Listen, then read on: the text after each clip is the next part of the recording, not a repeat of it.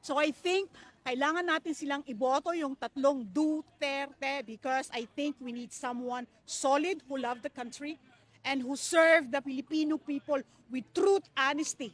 Yun po ang aking masasabi. Para sa akin, yung kasalukuyang administration ay hindi natin alam kung anong direksyon tinatahak nila eh. Parang iba yata sinabi nila nung sila ay naghahangad pa lang na makaupo.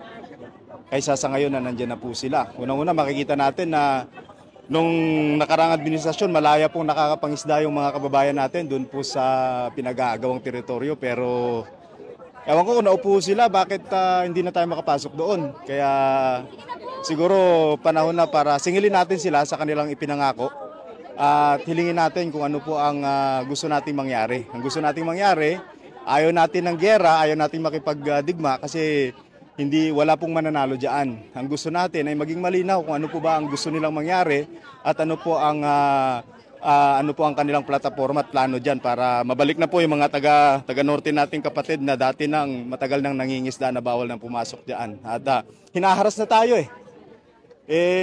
Sinasaktan na yung ating mga tao. Wala pa rin silang sinasabi at parang kakampi pa rin yata sila doon sa isang malaking bansa. Sabihin na natin yung si Uncle Sam na wala namang interes kung hindi gamitin lang teritoryo natin para din sa kanilang kapakanan. Kaya